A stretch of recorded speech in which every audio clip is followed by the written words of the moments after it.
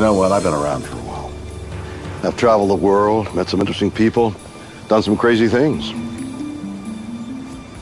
So you might just think there's not much that could take me by surprise. You'd be wrong.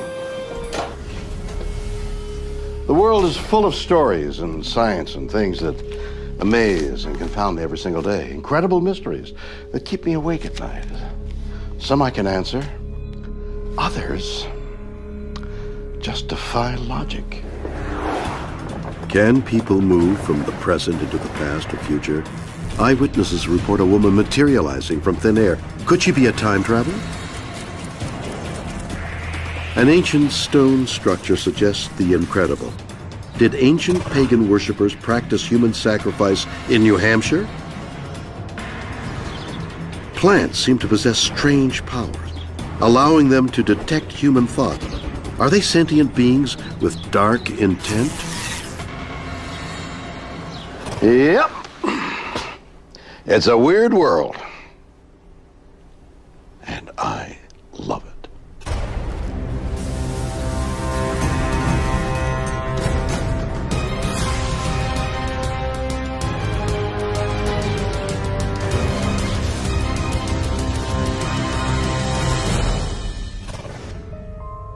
One minute.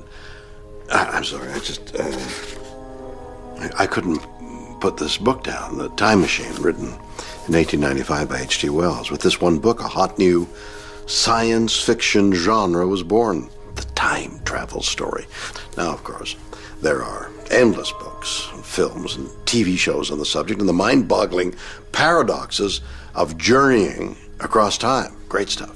Shame the concept of time travel is just fiction, isn't it?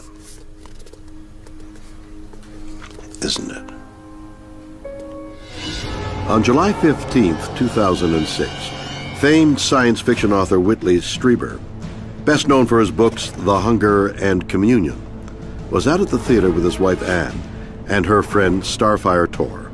Little did they know what would happen that night would rival anything found in Whitley's books. Nothing seems impossible to me anymore. I haven't talked about it very much. After dinner, Anne and her friend went into what they thought was an empty ladies' room. Well, it's a very small room, about 10 by 12. There was nobody in that room except for Anne Strieber and myself. So I was standing on these steps. No one went in it after the two of them went in it. And I was watching the entire time. Anne was a little bit before me, and she left and said she would wait for me outside. So I went outside, stood in front of the door, waiting for Starfire. As I slightly rounded the corner, coming out of the stall, a woman just materialized. Whoa! She didn't seem to understand where she was. She seemed confused, and then she just left the room. While I was standing there, a woman came out. I go out the door to the ladies' room, and Anne Strieber rushes up to me, very, very excited. She says, "A lady came out, but she didn't go in. A lady came out, but she didn't go in." This was pretty amazing because we knew no one was in there when we went in. So how could someone have come out who was never in there in the first place? No one, absolutely no one, went in that bathroom. Who was this mysterious woman? And how could she have appeared from nowhere? For the eyewitnesses, this is no ghost story. For them, the answer is much weirder. Something altered the timelines. We were brought together like a bad edit of a film, and that's how we almost collided. Right.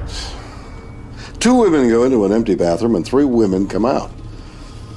Is it really possible this mystery woman slipped through from another time? Is that weird or what? I'd say that's the weirdest. Weird or what yet. Yeah, it's pretty far out, but remarkably, time travel may indeed be possible. And proof could soon be found in a 17-mile tunnel deep underground at the border of France and Switzerland. This is the Large Hadron Collider, a 17-mile-long tunnel designed to smash atoms together in an attempt to recreate conditions that last existed just before the Big Bang, when the universe was less than a trillionth of a second old. Scientists at the LHC are trying to understand what happened in that critical moment to make our universe what it is. By solving this, they hope to shed light on some of the most fundamental unanswered questions in physics. With the Large Hadron Collider, perhaps one day we'll be able to answer these cosmic questions. What happened before the Big Bang? Is it possible to go through a black hole? Can you bend time into a pretzel? We're now entering the cusp of human progress. 100 years ago, think how primitive we are. 100 years from now, think of how advanced computers, artificial intelligence will be. Right now, we're at the most interesting point in human history, the cusp, when we're going to rocket through the universe. A complete understanding of how the entire universe is really constructed might enable future physicists to find a way to manipulate the fabric of space-time itself and travel into the past or future. But can we really manipulate time? To find out, we first need to investigate time itself. Isaac Newton imagined time as an arrow, always traveling straight forward in one direction. But then Albert Einstein came along and said that time is more like a river that can meander, flow at different speeds, and even eddy back upon itself. Now we look at a river and we think of the spot on the river where we are is something like the present moment. And then upstream from us is the future. This is coming towards us. It's relentless. It's sort of inevitable. In a moment, what was up there is going to be here.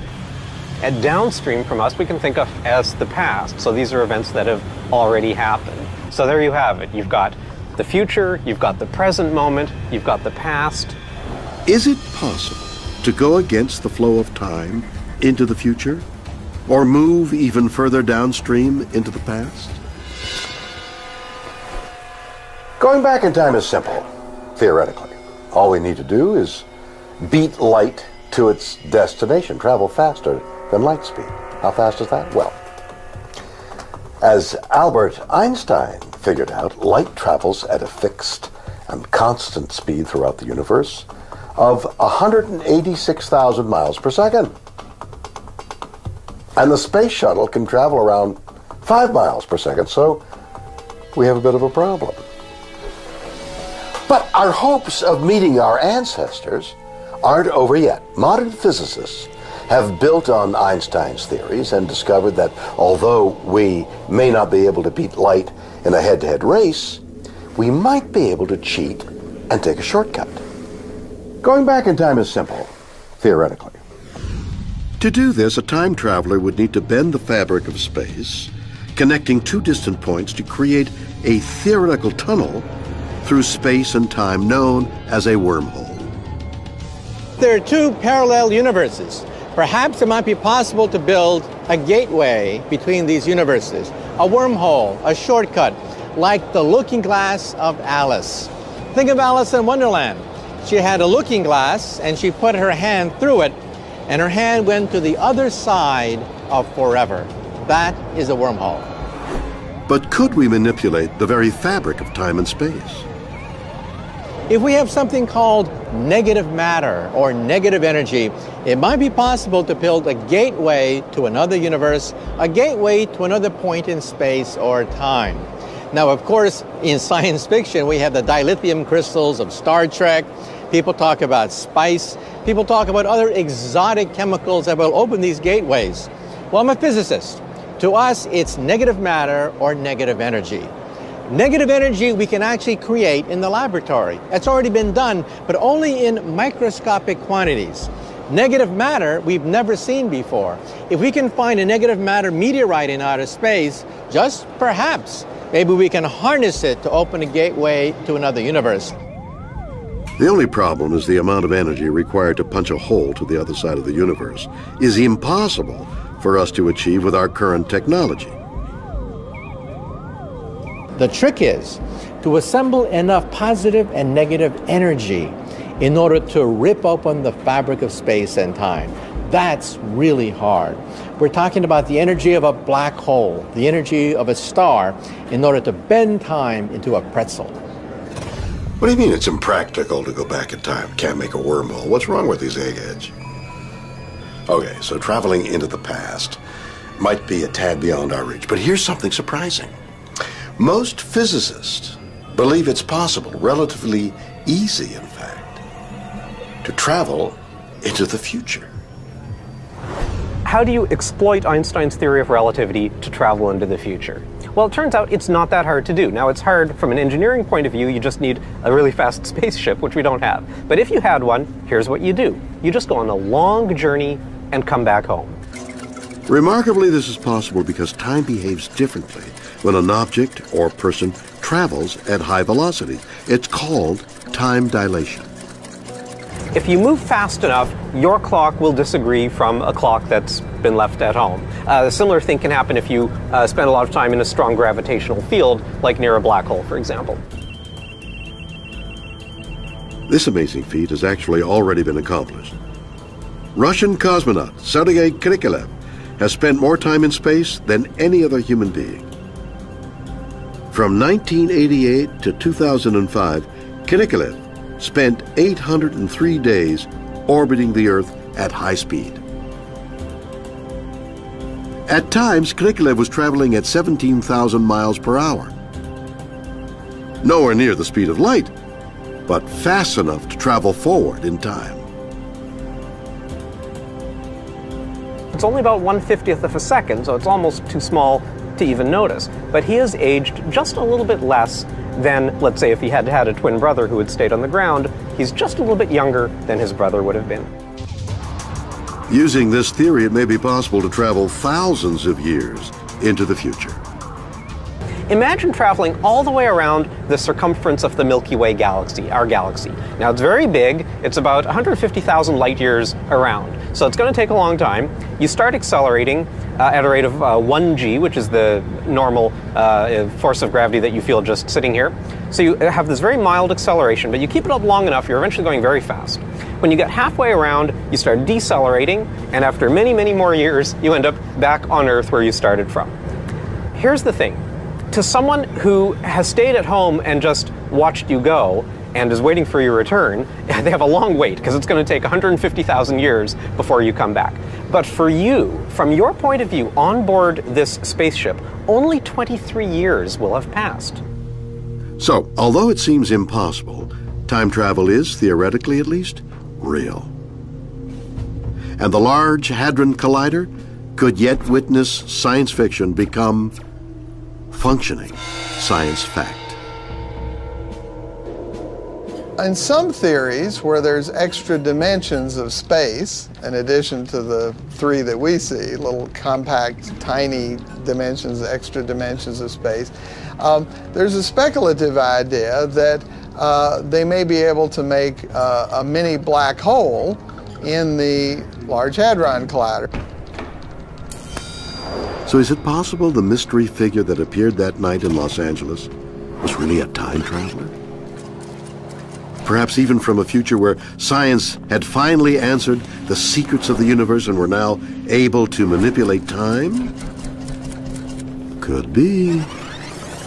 We physicists believe that if time travel is possible, all the paradoxes can be resolved if a parallel reality opens up and there are no contradictions. You simply change the past of another universe.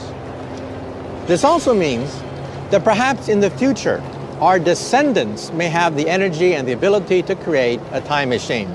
So one day, if somebody knocks on your door and claims to be your great-great-great-great-great-great-great-granddaughter, don't slam the door. Is that weird or what?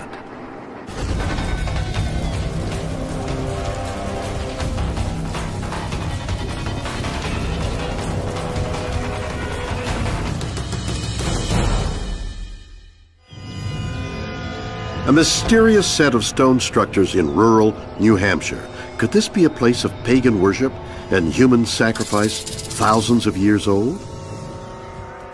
The astronomical alignments are one of the key pieces of evidence that the site is ancient. Does this mean ancient Europeans crossed the Atlantic thousands of years before Columbus? So it really does open up a whole different way to look at North American history. What is this place? Who built it? And what could its existence mean for America? Truth in history, it would seem, is a sliding scale. The facts that we know today may all crumble away with discoveries of tomorrow, and those discoveries are often to be uncovered in the most unlikely of places. For example, could an innocent-looking pile of rocks tucked away in the corner of a farmer's field in the northeastern United States challenge everything we think we know about American history? What if the first European to arrive in North America wasn't Christopher Columbus or even a Viking? What if, instead of coming to New England in search of religious freedom, the first European settlers came to practice human sacrifice? In Salem, New Hampshire, a mysterious grouping of megalithic stones standing 14 feet high surround a compound that houses a maze of 8-foot-long chambers and crypts set into the ground. The centerpiece, a huge stone slab that looks like a sacrificial table. This is Dennis Stone. His family has owned the site for 3 generations, and he has an amazing theory. Stone believes that this is the oldest man-made structure in the entire United States. America's Stonehenge may be one of the more important archaeological sites in the Western Hemisphere. There are different theories of who built the site. If it is in fact ancient and was built by old world people, this would demonstrate that people crossed the Atlantic Ocean a few thousand years before Christopher Columbus or even the Vikings came to America. Sounds crazy, doesn't it? The very idea that explorers predating Columbus by millennia might have crossed the Atlantic and made America their home? Well, before you dismiss the idea, consider this. It was only in 1960 that the Norwegian archaeologist Anne Ingstad was ridiculed when she proposed her idea that Vikings had settled North America in the 12th century. But it turned out to be true. Ingstad's discovery changed history, and the Viking settlement she found in Newfoundland, Canada, is now an official World Heritage Site. Could this structure have been built by mysterious ancient travelers? Stone believes similarities between his site and archaeological sites in Europe hold the key to uncovering the truth. We have a couple of chambers here that are very reminiscent of chambers found in France, Ireland, Spain, the Netherlands. One of the purposes we know of is that they were used for astronomical alignments with the sun, moon, and stars. And there are just stone markers. The sun would rise or set over these stones, so the moon would do the same thing. And this may have been tied into the religious ceremonies, the longest day of the year, the shortest day of the year, or the equinoxes. And there's also stones that align with cross-quarter days, days in between the seasons. The ancient Celts and other cultures actually set up stones which would mark these times. The Celts, a diverse group of tribes that dominated much of Central Europe until around 1600 years ago. Stone remnants of Celtic structures, including elaborate burial chambers, can be found all over Europe. It has also been suggested that the Celts were involved in the construction of England's most famous ancient megalith, Stonehenge, a site some believe was created as a giant astronomical tool. Its stones aligned to the solstice positions of the sun and moon. Did Celts come and settle America 1,000 years before Columbus? In the 1970s, Barry Felligan, a professor at Harvard, stumbled upon a stone carved here on site, and the kind of writing that was on the stone, something called Iberian Punic. The Iberian Peninsula area at that time housed the Celts. David Brody is an amateur archaeological researcher. He supports the idea that the Celts, not Columbus, were the first Europeans to reach the New World. We think of the Celts as being from Ireland, but actually they originated in Central Europe and then went down to the Iberian Peninsula. But it's the Celts leaving the Iberian Peninsula region that I think came over here and established the site at America's Stonehenge. This place is becoming weirder and weirder by the minute.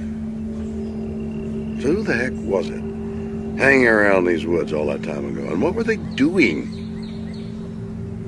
Could this site in New England share the same purpose as the original Stonehenge in Old England?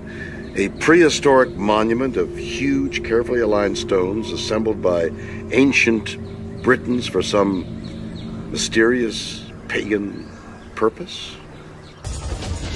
If the Celts did build this American Stonehenge as a religious site, then Dennis Stone has some striking ideas as to what ceremonies would have been performed here. I'm standing next to the sacrificial table. It's one of the main features at America's Stonehenge. This table measures about 9 feet in length, 6 feet in width, and it sits on 4 stone legs. On the surface of the stone, there's a rectangular cutout or a groove that's been made on the surface, and it has a little runoff. So if a ceremony of some type was taking place, a fluid could run through the channel and then run off the stone into a vase, perhaps. Although little is directly known of the Celts' religious practices, the Romans who fought them, and even Julius Caesar himself, often described how Celtic druids or priests carried out human sacrifice to honor their many pagan gods. The discovery of various ancient sites of ritualized murder in Europe may support this. The stone table in Salem also has another, even more bizarre feature Dennis Stone calls an oracle tube. This tube goes through about 8 feet, comes out underneath the sacrificial table. The voice would project out under the table during a ceremony, perhaps, and people would hear the voice and think it was a god or spirit talking to them. I am the god of the underworld. I accept your sacrifice. Remember, always obey the priest. When we find these large, elaborate stone structures, historically, they were done to honor gods for religious purposes, whether it's the pyramids or Stonehenge in England or Notre Dame Cathedral in Paris. When ancient man went to the effort to build something this elaborate, it was done for religious purposes. And again, that takes me back to the Celts, perhaps 500 BC. That's the type of thing that they did all over Europe at that time and would have done here if they came to America. America settled by Iron Age Europeans. It's an explosive theory, but not one exactly shared by many experts. Research since the 1940s has shown there's a great deal of differences between what we find in Ireland and what is found at this site. There are major differences in the architectural styles. There are differences in the engineering of how the buildings are put together. An expert in prehistoric stone structures, James Gage, also believes that an ancient civilization built this place, but based on carvings in the stone themselves, his theory is that the structure was created by a more local people, Native Americans. First and foremost is the large number of Native American artifacts that have been found at the site. And these artifacts range from scrapers and projectile points, stuff we normally expect, to paint cups and rubbing stones. This evidence also includes clay pottery that they were actually manufacturing on site. There was a small wetlands area where they were able to actually mine the clay, and adjacent to it they had a small area where they were making the pots and firing them. One of the more interesting features about this site is it has a number of peck grooves, chipped out stone basins, and they're all been created by pecking out the stone using a hammerstone. And this pecking technique is very distinctive to the Native Americans. The Celtic culture was a fairly advanced civilization. You had metal tools, they were making gold artifacts. We would expect them to use more advanced technology other than just simple hammerstones. The Native American theory makes obvious sense, but not according to David Brody. It is possible that the Native Americans did build the America's Stonehenge site. It would have been out of the ordinary for them to have done so, so I'm not inclined to think they did. They didn't typically, Native Americans in this area of the country did not typically build with stone. They had stone tools, and they used stone to build their hearths, but they didn't build these elaborate structures typically out of stone. Once in a while we see a sweat lodge, but there's too many of these chambers here. In addition, the Native American tribes, although a lot of their history hasn't wiped out in the New England region, they don't take ownership of this site like they take ownership of other sites that they believe they did build. So I'm not going to tell you that they didn't do it, but I think the weight of the evidence is more in favor of some kind of ancient seafaring European civilization. So while these experts can't agree which ancient civilization built the American Stonehenge, another archaeologist, Kenny Feder, believes whoever is responsible wasn't ancient at all. Celts in New England 3,000 years ago? I don't think so, but okay. Archaeological sites where people were so neat that they picked every stinking artifact up and left no physical evidence behind? Not bloody likely. Okay, it looks like we're back to square one. So who could it have been that built those incredibly weird structures? Was it the Celts? Unlikely. The Native Americans? Maybe not. Well, how about another slightly less romantic theory? What if it was assembled by a couple of drunken 18th century farmers?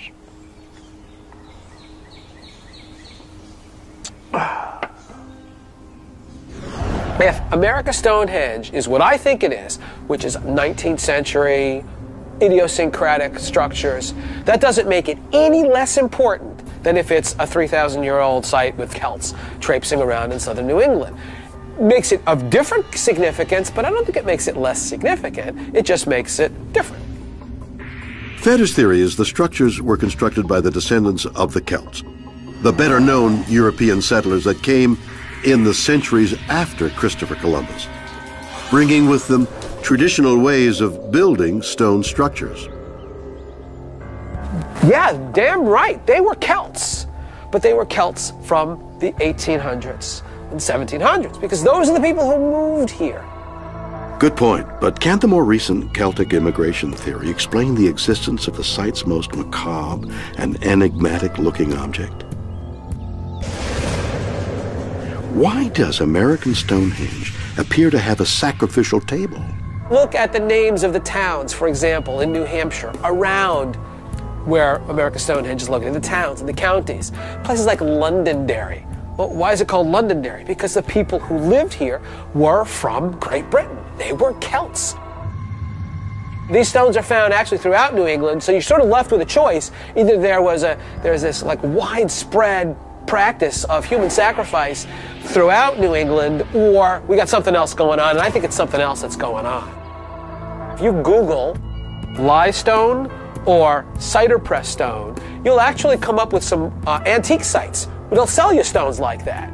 The deal is, if you know something about historical technology, about historical process, we do know that the stones like that are found throughout New England. They were used for a number of kind of mundane purposes, not sacrificing people, but in fact making apple cider or producing lye soap. The deal is that an artifact like that, an object like that, is something that we, in the modern world, we suffer from kind of cultural amnesia. We don't press our own cider. We don't make lye soap anymore. And so the objects, the artifacts from that period that any little kid would be able to tell you, oh yeah, we use that for making soap. Today, it's mysterious. So are the drainage grooves on the 4-ton stone table actually for apple juice, not human blood? It may be the most plausible theory, but the mystery of the American Stonehenge cannot be cleared up quite so neatly. Charcoal pits at the site have been carbon dated and believed to be more than 2,000 years old. And Dennis Stone still believes his site is proof that an ancient people commemorated the coming of the solstices here, exactly as they may have done at the real Stonehenge. The astronomical alignments are one of the key pieces of evidence that the site is ancient.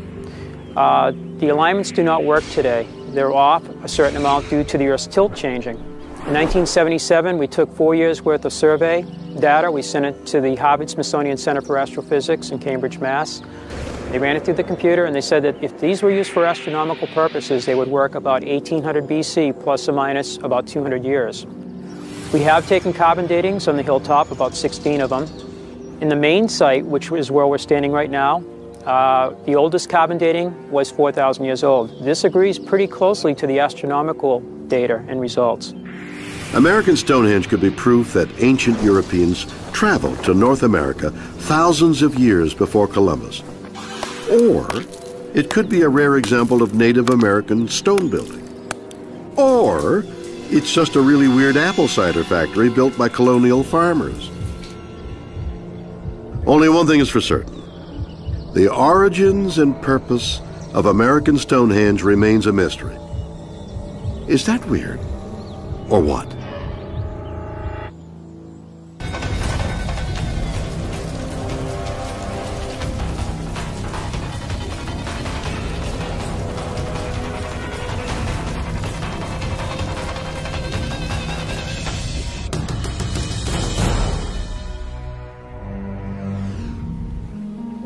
Most people don't believe this. But I have a real green thumb. The secret to my success? I talk to my plants, I stroke them, and I give them a little tender, loving care. Why? Because I believe plants, like humans, are emotional beings. They have feelings just like you and I do. They love, they fear, they can be affectionate, and they can communicate. You don't believe green matter has gray matter? No? Well, watch this.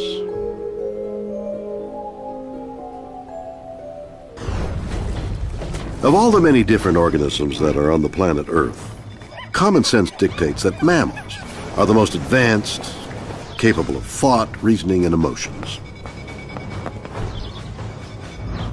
But shocking new evidence suggests that plants may possess these abilities as well. And even more mysterious, they may have the power of ESP. Is this science fiction? Or science fact? Researchers attempt to establish interspecies communication. Is that weird or what? Our story begins in Italy, where Carlo Schignazzi runs a 24-acre vineyard in the Tuscan hills. A music lover, Carlo was well known to serenade his grape pickers with an accordion.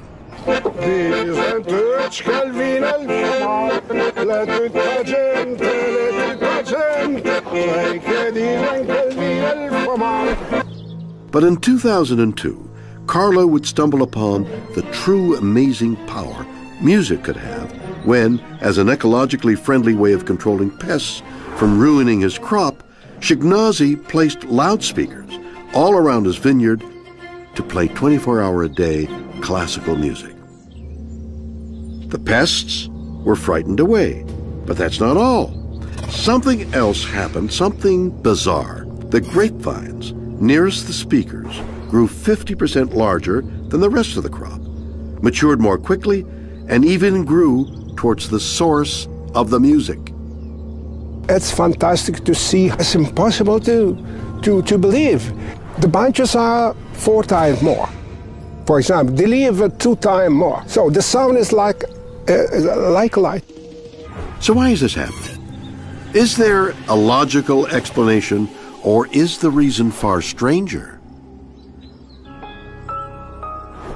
Could the soaring sounds of Bach and Mozart's delicate ditties revolutionize the way we treat our greenery?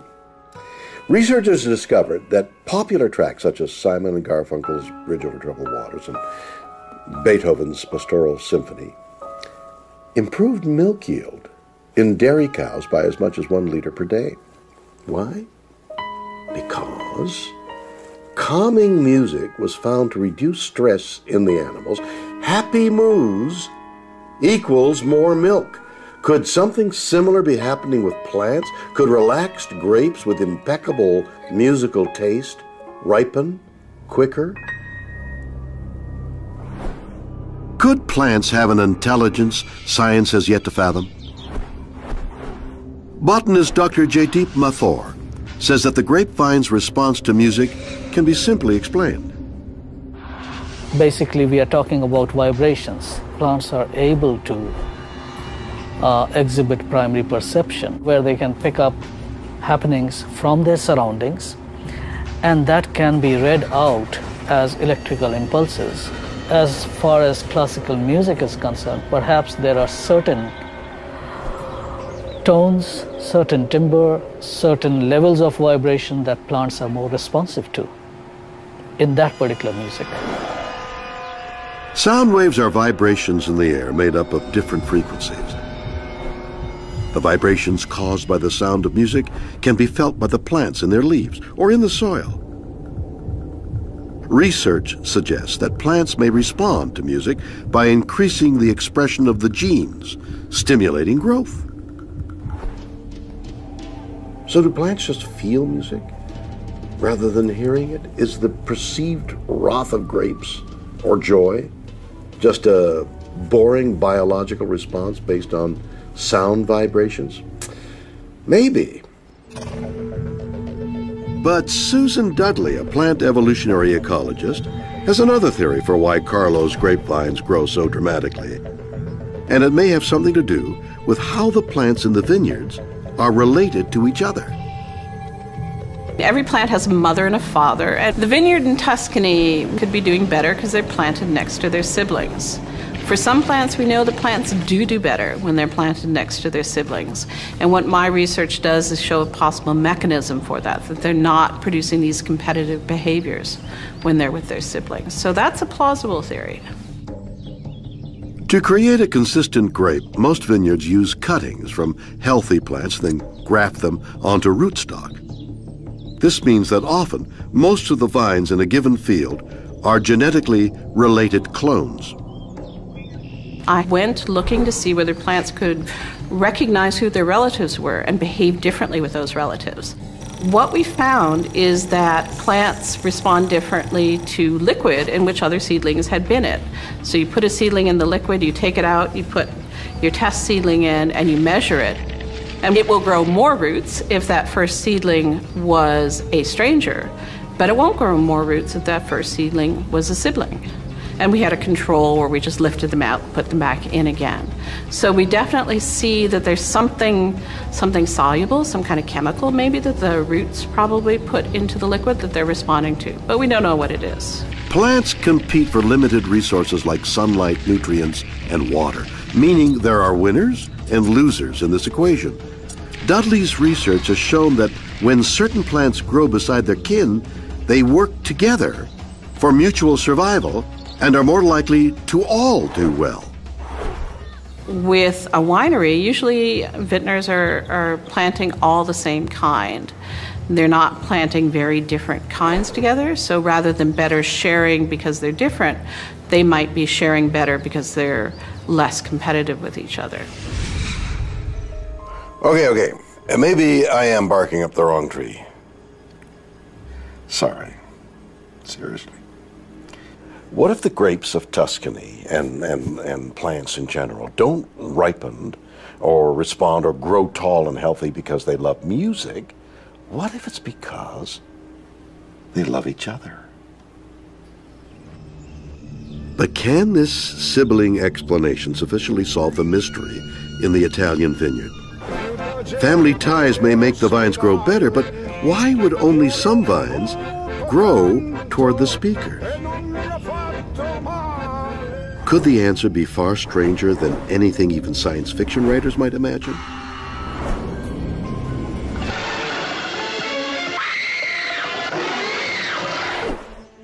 Could, as many researchers believe, vines and other plants be sentient beings capable of displaying conscious choice? I believe plants can sense. Now, whether they can sense precisely our thoughts or the thoughts of other animals around them really remains to be proven. So I wouldn't go so far as saying that, yeah, they have the ESP and everything. However, what I definitely can say is they would be influenced very easily by changes in their environment, and that maybe reflects to a certain extent the thought process. We do not know. Jay Deep and his assistant Zach are going to put the sentient being theory to the test. They're going to hook up this plant to a state-of-the-art polygraph. Sensors will read the subtle changes in the plant's electrical activity to see how it responds to various stimuli. If there's a noticeable spike in the plant's electrical activity, then that would suggest that the plant can read human thoughts. I'm absolutely curious about what is the outcome from this particular experiment, because it might actually be an opening for the way my own research direction that will move into.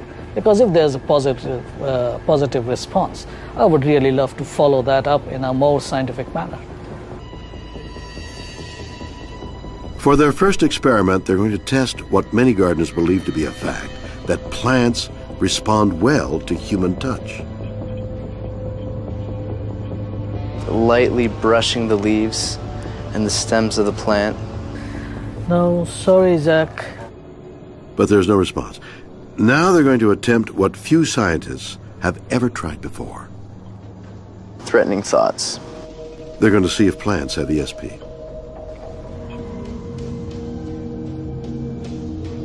No response so far?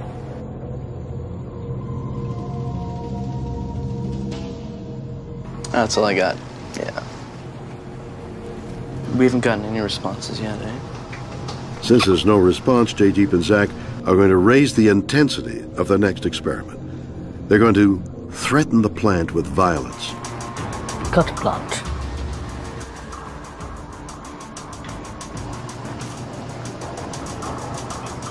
Hold on. So as soon as you were on the way to cut it, there's a huge spike. That's really interesting because it was at a lower level, spiked up, came down, went up again, and then has now started resting at another level. So the spike actually comes prior to your action. Amazingly, before he could cut the plant, there's a noticeable spike on the lie detector indicating a physiological response by the plant. That would suggest that the plant could read Zach's mind. This was almost the perfect moment for a plant to have become anxious when you reached it with the scissors with a very clear intention, at least in your mind, unspoken. So, again, maybe we are looking at something real. Scientifically speaking, this hardly would count as a result unless we could repeat it multiple times. But the fact is, and it comes as a major surprise to me, because I was not expecting this at all. And we had already gone through one plant and looked at the other one and gone through different situations where we realized this is not happening. And then suddenly, when Zach moves in with a scissor, and I guess with a very clear intention of carrying the threat out, there is a very, very clear spike. So, if human beings are ever going to prove plants are sentient or have ESP, more research needs to be done. If it's ever proven true, the implications would be enormous. It would shake the very foundations of our human existence and necessitate a dramatic change in the way we relate with this mysterious species. Is that weird or what? So, 3 weird mysteries. A multitude of even weirder possible explanations. A woman materializes from nowhere into an LA bathroom. Did she use a wormhole to travel through time? Did she travel faster than light speed? Is any of this possible? A mysterious stone structure in New England. Proof that the ancient Celts settled the United States? Was this built by Native Americans? Or was it created in more recent times as a booze-making factory? Vines in Italy seemingly respond to the sounds of Mozart. Are plants sentient beings with human feelings and desires? You decide. Join me next time for more stories that will undoubtedly be weird or what?